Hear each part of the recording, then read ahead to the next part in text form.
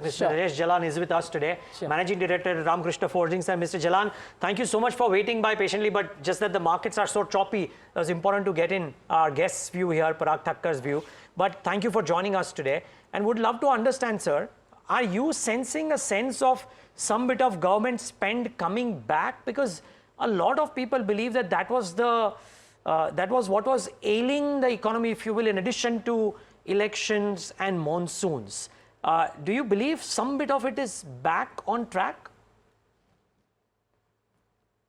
I think we are just seeing government spending starting, and I think that's the reason CV cycle is doing better. Festive seasons have gone good for commercial vehicle industry, better than previous months. So we are seeing that the front loading of the capex is happening. Okay, and is this, I mean, you've seen various cycles, Mr. Jalan. Is this something that could be sustainable, or will you need to see more spend from the government on capex? Because, I mean, private sector is coming in very selectively, so maybe the heavy lifting still has to be done by the government. Are you seeing more signs of spend coming in from the government, and will that help all of the allied industries in which you are present in? I think infrastructure growth in India is still at a very nascent stage. And I think infrastructure spending by the government with the budget estimates, we are yet to see, because of the election and all, first half, nothing as great has happened. I think in the next half, I think it will be a much better government spending. And this will kick in a lot of infra projects. And with that strong CV cycle, we are expecting to have that to happen. As well as I think private capex cycle also had started, but selectively. But I think with the capacity right now planned out, everybody will need to continue be now on to add capacities. Jalan, for the factors that you just mentioned and you and Neeraj spoke about, you have guided for a 15% revenue CAGR between FY24 to FY27. Keeping in mind the pickup in infrastructure spending as well, do you feel like there's a good possibility and a good chance that you would go back and revise the guidance upward? No, we stick to our 15 to 20% growth guidance, I think. And basically, our revenue also is dependent on the commodities. And we are seeing soft commodity, which is also good for the automotive industry. But with the soft, I think the top line, we may have a softer top line. So we stick to the guidance of 15 to 20% growth. Margins have dipped slightly to 22.1 from 22.3 that we had seen. Now, what led to this margin weakness in this quarter? And also looking ahead, as aluminum forging does ramp up, do you expect any margin impact from the initial setup costs or any other costs associated with the segment, which could then again put further pressure on margins?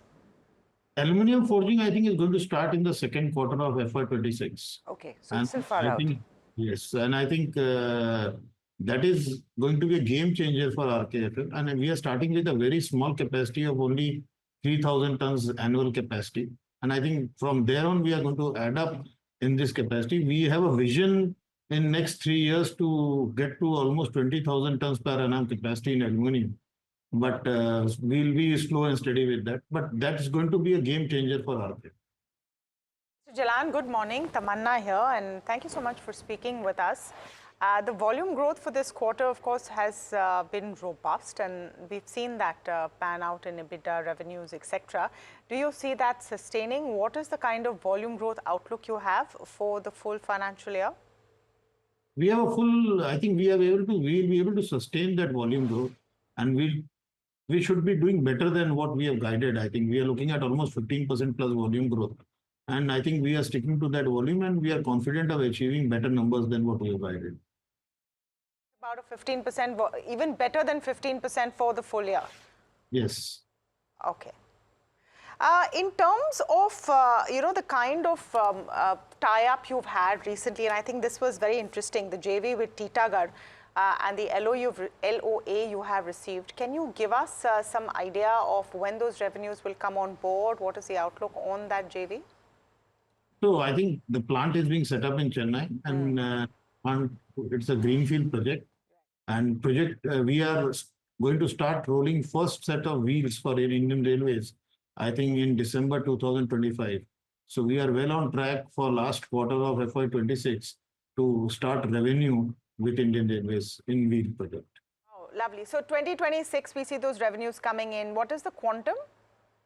So we have a tie-up with Indian Railways for minimum offtake of 80,000 pieces Okay. per annum. And we are setting up a manufacturing capability of close to 200,000 wheels a year.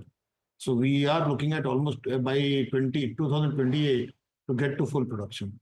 Okay. And this segment, what would be its share in revenue? How do you see this growing? This tie-up with the Indian Railways, do you see this as a business that will continue to grow?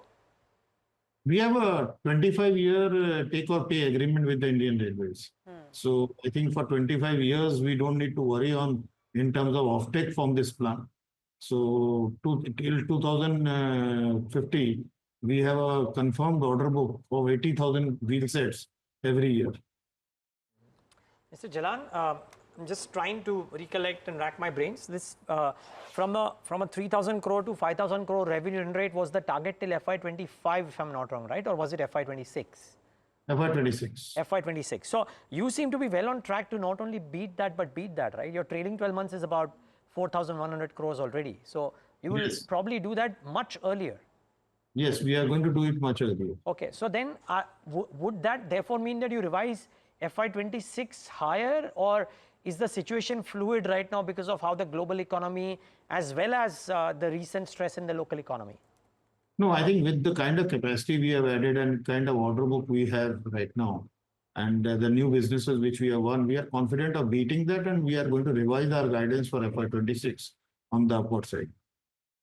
You will hike the FY26 guidance as well. Would you need to raise any capital, Mr. Jalan, in the ensuing period of the next 12 months to either do capex or any other reason? No, I think we are done with our capital raise and we don't need any further capital. I think the free cash flow of the company is well positioned to for all our brownfield and greenfield projects, which we have planned out over the next 24 months. Mr. Jalan, like I said, we have Parag Thakkar of Fort Capital with us, and he wanted to ask you a question as well. Parag? Yeah, hi sir. Thanks a lot for taking my question. So basically, we are here, and I think you answered this question to Neeraj, but that time I was not able to hear. So many cement companies are pointing at that from last 1 month or two, or say last 20 days, the government spending has started to pick up. And as very rightly Neeraj pointed out, that was the main worry, and that is the main drag on earnings as of now. So I would like to know your more detailed view on that. That government spending is back? Yes, I think, like I said, government spending is back, and we always were aware. And this happens every 5 years. During election time, I think government spending slows down. And I think from September onwards itself, we are seeing government spending pick up. And I think that's going to continue. And I think with 5 months of no spending, I think we should see like next 7 months, the entire budget or most of the budget spending should happen. So it should be much better than what we have seen. And that's the reason you will see pickup in infra spending, which will cater to a lot of other segments getting boosted with that. Absolutely. Great to hear that, sir. So I think Jan, Feb, March should be a good quarter to watch, right? In terms of India domestic cyclical earning space, right? I think October, November, December also should be much better than what PA market is expecting. So just one quick question, and I want to get a sense of what's happening. Of course, we've spent quite a bit of time talking about the domestic setup, and we also got Parag Thakkar to ask you that. But you know, you've got an order book of about 1,520 crores, primarily from the overseas market. You want to give us a sense of what the contribution of the overseas market is, what strategies there are in place, and how do you see that play out? Because with all the focus on domestic, but still a significant order book from outside is commendable. I think we are well positioned for 50% of our volumes from exports. And I think this order book reinstates our commitment to continue to grow in geographies across the globe. And Europe primarily is a focus area wherein we had a very less contribution. And most of the order wins now are coming from the Europe market and off-highway segment from the North America, which also deleverages our balance sheet from only automotive to non-automotive. Our overall target actually for automotive, non-automotive business is 60% automotive and 40% coming from non-automotive. I think we are well on track by FY27 to achieve that target. Okay. Well, Mr. Jalan, this was such a pleasure talking to you, and it was lovely to understand that those words from you, that October, November, December could be much better for India Inc. than what the street is penciling right now. That's a key takeaway, and wishing you the same for RK Forgings as well. And look forward to the revision of the targets as and when you hit 5,000 crores. Thanks for speaking to us today. Thank you. Thank you. Thank you very much. Thanks.